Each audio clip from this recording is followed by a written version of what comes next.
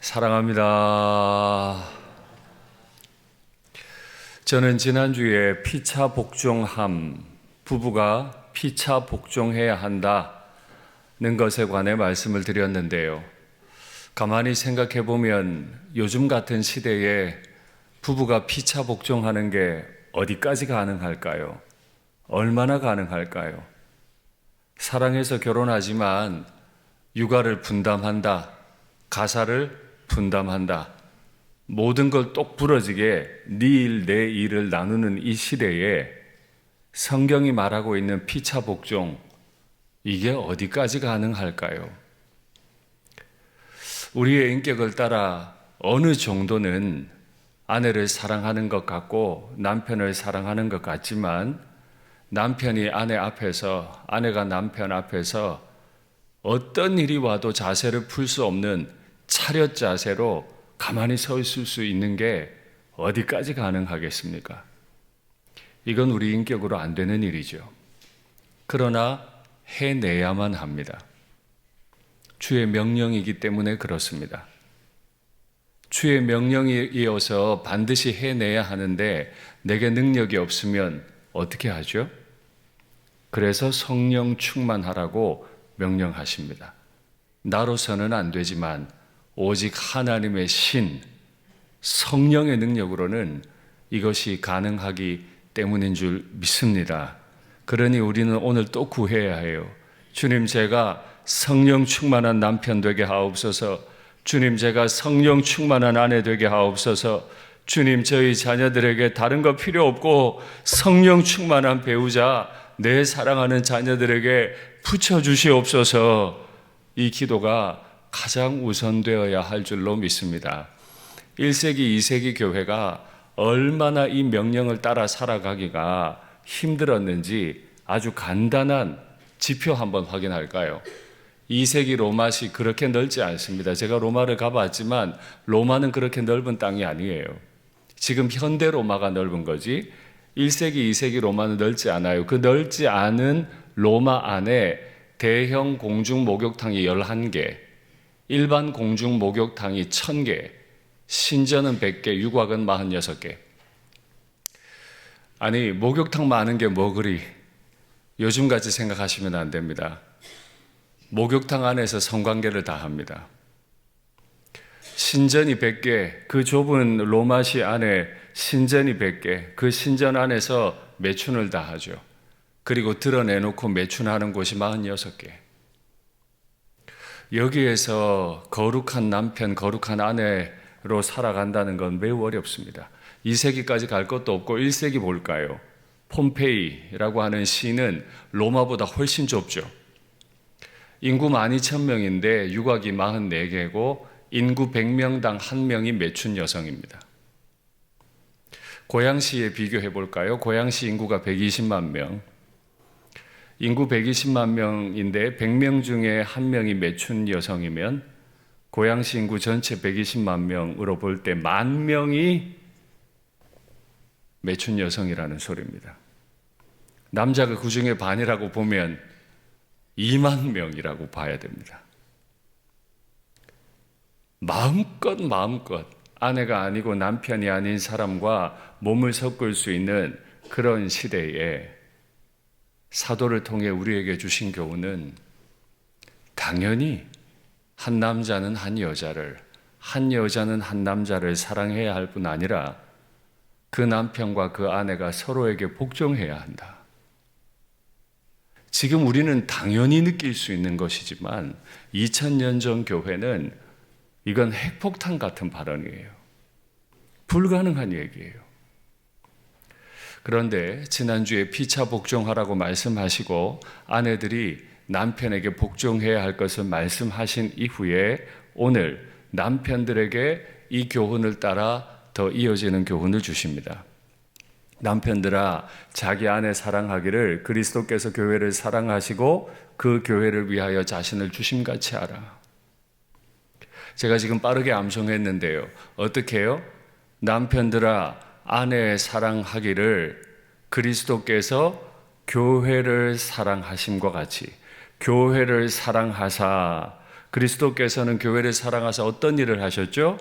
그 교회를 위하여 자신을 주심같이, 자신을 완전히 내어주심같이, 이 죄인된 우리가 그리스도에 내어주신 피로 인해 살아났다는 걸 고백하는데, 묻겠습니다. 여기 아직 결혼 전 자매들 제법 있네요. 마음으로 대답하세요. 남편에게 이렇게 복종할 준비가 되어 있습니까?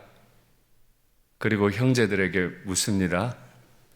이렇게 아내에게 자신을 다 내어줄 준비가 되어 있습니까? 오늘은 왜 뒤로 앉았습니까? 앞에 앉지. 이 정도 각오해야 결혼할 수 있다, 그죠? 이 정도 각오 없이 결혼하는 건 계명을 위반하겠다는 뜻이에요. 우상 섬기지 마라, 안식일 지켜라, 거짓 증거하지 마라, 이 계명은 어기면 안 되고, 신약에서 주신 이 계명은 어겨도 되는 것입니까? 그렇지 않습니다. 다 주의 명령입니다.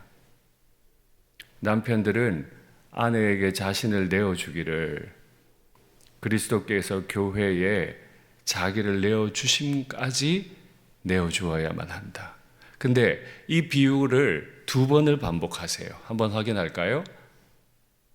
아니요.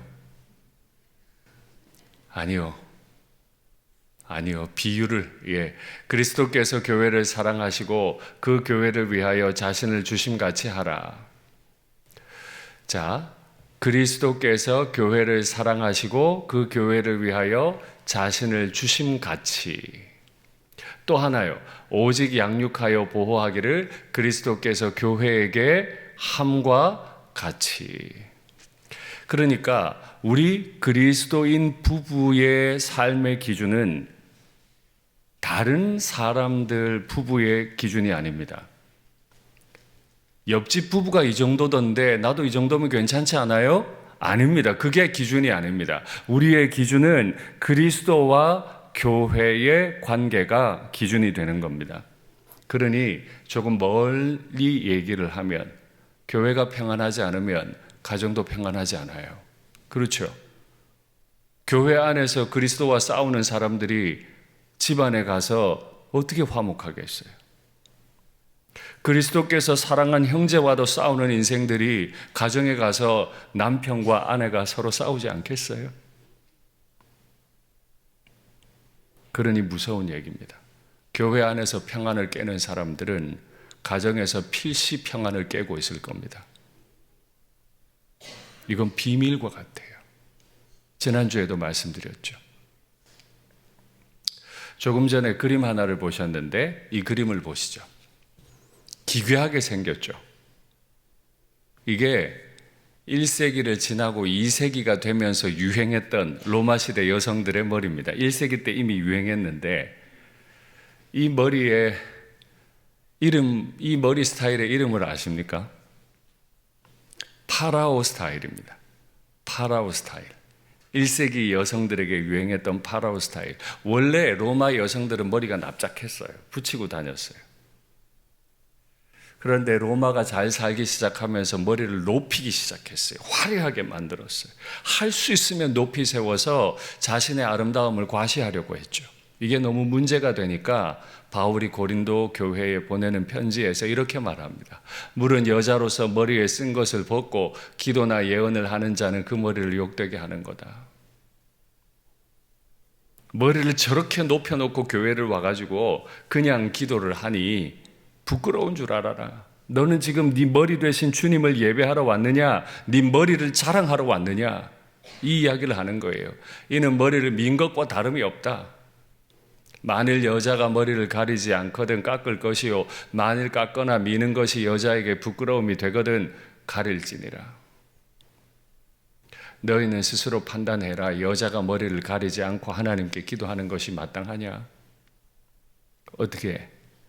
여자가 머리를 가리지 않고 기도하는 게 마땅합니까?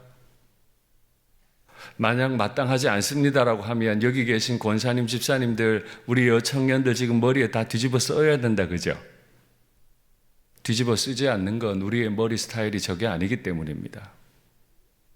지금 우리 중에 그 누구도 내 헤어스타일을 자랑하러 온 사람이 없기 때문에 머리에 뒤집어 쓰지 않아도 됩니다.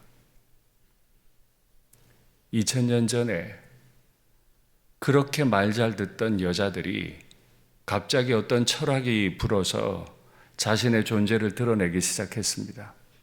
머리를 막 공작새같이 세워 올리기 시작했어요. 남자들을 유혹하기 시작했습니다. 남자들은 매춘업소를 마음대로 들락날락했습니다. 남자들이 나가면 기록을 읽어보면 여자들도 남자들이 나가자마자 집안에 있는 남자 노예들과 마음껏 성생활을 즐겼다 그래요. 바로 이런 상황 가운데 그리스도께서 교회를 사랑하심 같이, 그리스도께서 교회에 자신을 오롯이 내어주신 것 같이, 바로 그렇게 남편들아, 아내를 사랑해야만 한다. 이 말을 못 알아들을까봐 바울이 하나 더 말을 해줍니다. 자기 아내 사랑하기를 자기 자신과 같이 알지니. 자기 아내를 어떻게 사랑해요? 자신을 사랑함과 같이 해라. 자기 아내를 사랑하는 자는 자기를 사랑하는 것이다. 자기 아내를 사랑하지 않는 사람은 달리 말하면 자기 자신을 학대하는 것입니다. 정말 그럴까요? 가만히 보세요. 아내에게 함부로 말하고 행동하는 남편이 있는 가정, 아내를 때리거나 아내에게 과한 말을 쏟아붓거나 아내에게 소리를 지르거나 함부로 행하는 남편이 있는 그 가정이 평안한가 보십시오. 그 가정의 자녀들이 부모를 존경하고 그 가정의 자녀들이 형통한가 한번 살펴보세요. 그럴 수 없어요. 여기 계신 남편들께 오늘 여쭙습니다. 오늘은 남편에게 주는 교훈이 대부분이니까 마음으로 대답해 보세요. 나는 괜찮은 남편입니까?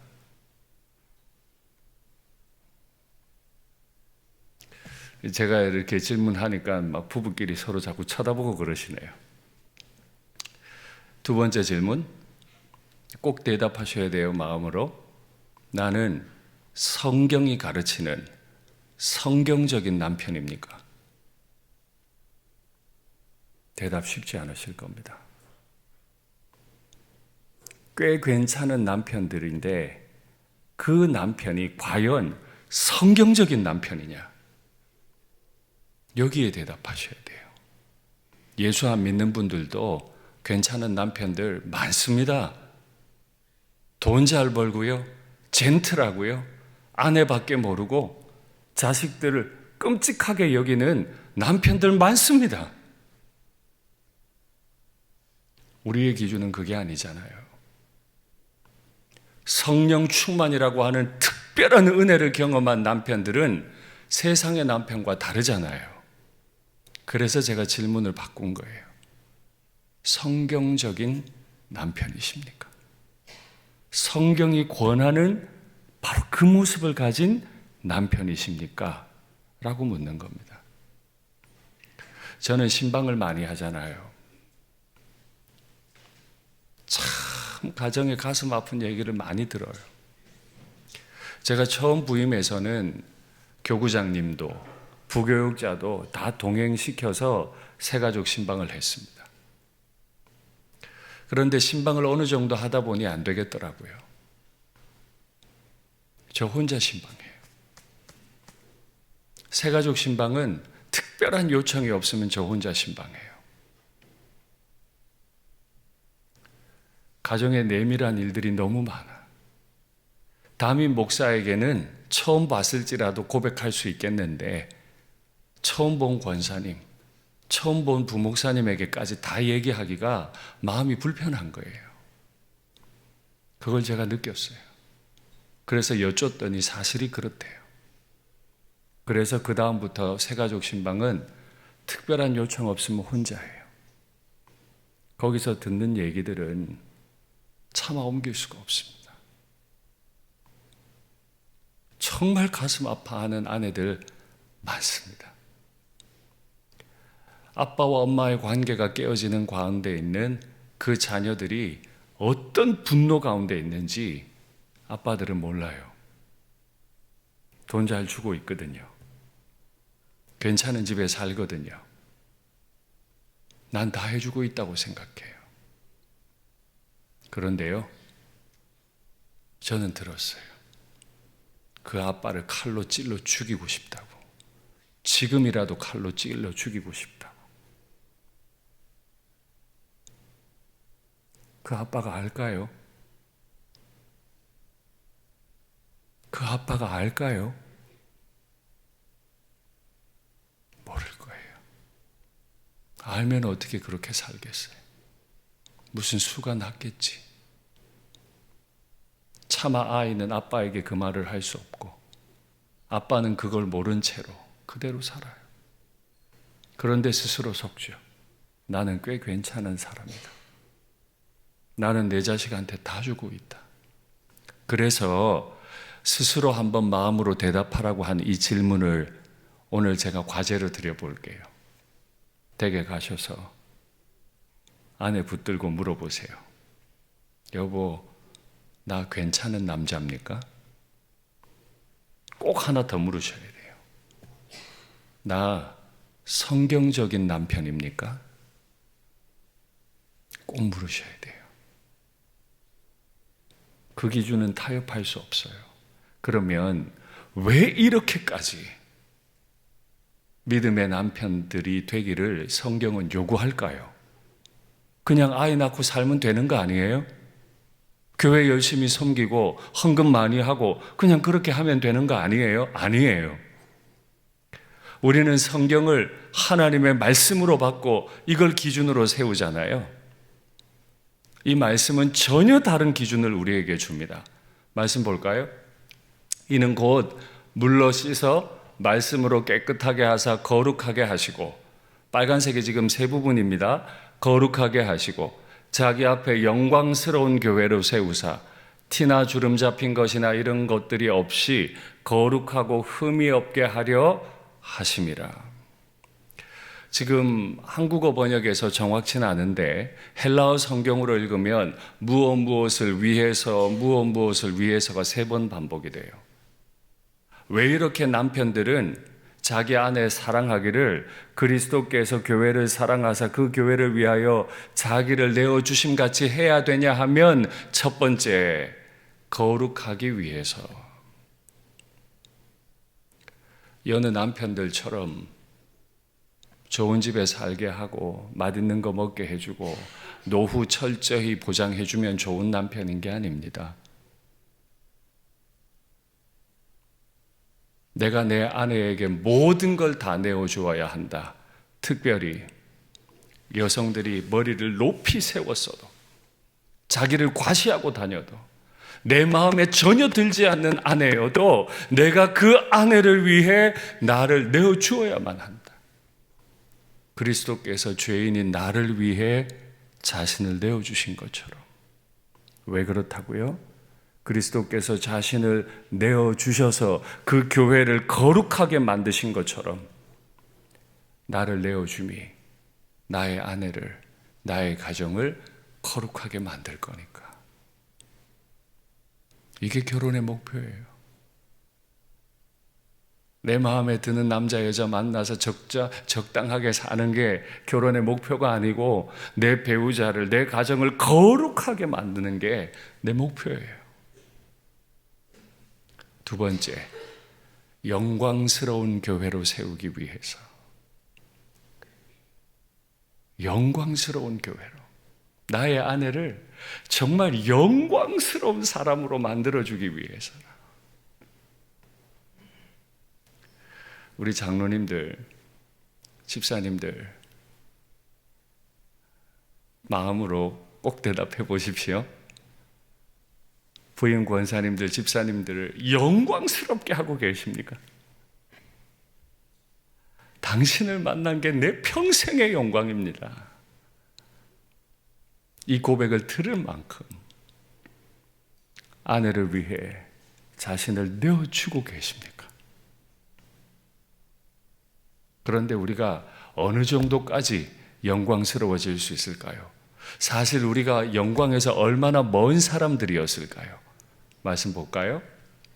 네가 날 때 네 배꼽줄을 자르지 아니하였고, 아이가 태어났는데 배꼽줄을 자르지 않으면 어떻게 될까요? 너를 물로 씻어 정결하게 하지 아니하였고, 저도 딸아이 셋 낳고 아이 출산하는 걸 다 봤지만 처음 태어난 아이는 아무리 제 딸이어도요, 못생겨도 그렇게 못생길 수가 없고, 불어 터져가지고 피부는 허연 기름이 다 껴서 이 아이 닦아주지 않으면 이건 사람이 아니에요. 애가 태어났는데 물로 씻어 깨끗하게 만들어주지도 않아요. 애 모습이 사람이 아니에요. 아무도 너를 돌보아 이 중에 한 가지라도 네게 행하여 너를 불쌍히 여긴 자가 없었으므로 네가 나던 날에 네 몸이 천하게 여겨져 네가 들에 버려졌느니라. 탯줄은 그대로 대롱대롱 매달려 있고 얼굴에 막 불어 터졌는데 허연 기름 그대로 빽빽 울고 있으니까 아무도 이뻐 보이지 않아서 들에 버려버렸어. 내가 네 곁으로 지나갈 때 네가 피투성이가 되어 발짓하는 것을 보고, 못나도 그렇게 못난 애긴데 그래도 살겠다고 발짓을 하고 있다는 거예요. 너에게 이르기를 너는 피투성이라도 살아있으라. 다시 이르기를 너는 피투성이라도 살아있으라. 사람들 보기에도 싫어버린 바 되어서 버려져 있는 그 피투성이 아기 말입니다. 탯줄도 제대로 정리 안 된 채로 다 버려져 있는 그 아기를 보고 하나님이 너는 피투성이라도 살아있어야 한다. 너는 피투성이라도 살아있어야 한다. 사람들이 너를 싫어해서 버렸더라도 난 널 싫어하지 않아. 난 널 살려낼 거다. 우리가 이런 형편에서 살아난 겁니다. 어디까지 살아났을까요? 어디까지 영광스러워졌을까요? 말씀 보죠. 내가 물론 네 피를 씻어 없애고. 아이고, 화면 올려주실래요? 예. 내가 물론 네 피를 씻어 없애고 내게 기름을 바르고 수놓은 옷을 입히고 물돼지 가죽신을 신기고 가는 배로 두르고 모시로 덧입히고 폐물을 채우고 팔고리를 손목에 끼우고 목걸이를 목에 걸고 코고리를 코에 달고 귀고리를 귀에 달고, 뭐 당연한 얘기를. 화려한 왕관을 머리에 씌웠나니 이만큼 탯줄이 나와 있고 허연 기름이 묻어 있고 피투성이가 살려달라고 발짓하고 있는데 그 아이를 데리고 와가지고 이렇게까지 이와 같이 네가 금, 은으로 장식하고 가는 배와 모시와 수놓은 것을 입으며 또 고운 밀가루와 꿀과 기름을 먹음으로 극히 곱고 형통하여 왕후의 지위에 올랐느니라. 내 아내가 피투성이 같은 짓을 해도, 내 아내가 탯줄 그냥 달고 있어도, 내 아내가 온몸에 허연 기름을 낀 채로 발짓하고 있어도 나는 그런 아내를 나에게 데려와서 깨끗하게 씻기고 세상 가장 좋은 곳으로 장식해줘서 결국 왕후의 지위까지 올려놓은 사랑이 그리스도께서 교회를 사랑하신 사랑 아닙니까? 그 주님께서 명령하십니다. 그리스도께서 교회를 사랑하사 그 교회를 위하여 자신을 주심같이 하라. 주의 명령입니다.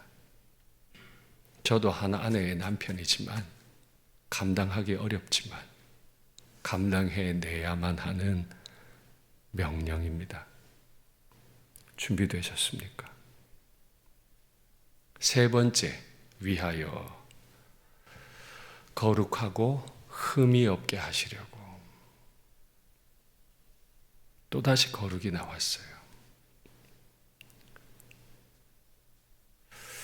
이렇게 버려져 있는 볼품없는 아기 같은 그런 아내를 데려와서 왕후의 자리까지 올려놨는데 이 왕후가 또 거룩하지 못하고 흠이 생기고 티가 생기고 주름이 잡혔어요. 어떻게 됐을까요? 에스겔은 계속 말합니다. 그러나 네가 네 화려함을 믿고 네 명성을 가지고 남편이 이쁘게 다 만들어 놨더니 행음하되 지나가는 모든 자와 더불어 음란을 많이 행한다. 네 몸이 그들의 것이 되도다. 네가 네 의복을 가지고 너를 위하여 각색으로 산당을 꾸미고 거기에서 행음하였나니 이런 일은 전무후무하니라. 왜 남유다가 바벨론의 포로로 끌려갔다고요? 전무후무한 행음을 했기 때문에. 모든 우상들과 다 간음을 했기 때문에 하나님이 그 유다를 바벨론에 팔아버렸어요. 왕으로 만들어 놨더니 모든 남자들과 행음을 했어요. 어떻게 할까요? 버릴까요? 버려야 맞죠. 일반 남자라면 당연히 그런 아내는 버려야 맞아요. 그런데 우린 일반 남자가 아니에요. 성령 충만한 남자예요. 성령 충만한 남자는 어떻게 해요? 거룩하고 흠이 없게. 온갖 남자들과 바람난 이 아내를 거룩하고 흠이 없게. 또 볼까요? 네가 어렸을 때 벌거벗은 몸이었으며 피투성이가 되어서 발짓하던 것을 기억하지 아니하고. 아내가 다 잊어버렸어요. 내 남편이 나에게 어떤 사랑을 주었는지 아내가 남편을 다 잊었어요. 네가 모든 가증한 일과 음란을 행하였느니라. 이런 아내를 데리고 와서 거룩하고 흠없이 만들 수 있겠습니까? 이것이 가능하겠습니까?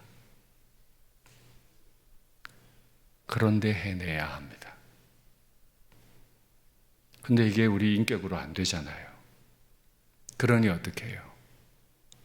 주님 앞에 의지할 밖에요. 주님, 나를 주의 영으로 충만하게 하옵소서. 배꼽에 탯줄도 못 자른 채로, 온몸에 끼어있는 허연 기름도 못 닦은 채로, 온몸에 피투성이인 채로 버려졌던 나를 데려다가 씻기시고 입히시고 왕후의 자리에까지 올리셨으나 주님을 버리고 바람났던 나를 끝까지 거룩하고 흠없게 만들어주신 주의 사랑을 내가 그대로 내 아내에게 행하게 하옵소서.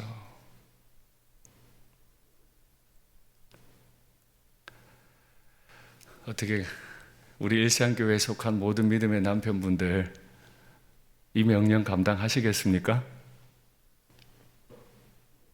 소리를 한번 내볼까요? 가능하시겠으면, 그렇게 되기를 원하시면 믿음으로 한번 아멘으로 고백하고, 그게 안 되겠다, 나는 싫다, 그렇게까지는 하고 싶지 않다 하면 가만히 계시면 됩니다. 옆에 권사님, 집사님 잘 들으세요. 내 남편이 뭐라고 말하나? 그렇게 되기를 원하십니까? 지금 입 안 벌린 남편들 제가 봤습니다. 큰일 났네요. 주의 명령을 거부하신 거예요, 지금. 다시요.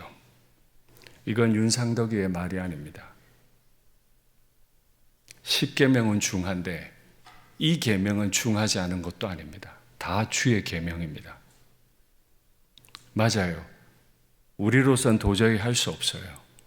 그래서 우리는 필사적으로 기도해야 합니다. 하나님, 성령으로 날 충만하게 하옵소서. 성령으로 충만하게 하옵소서.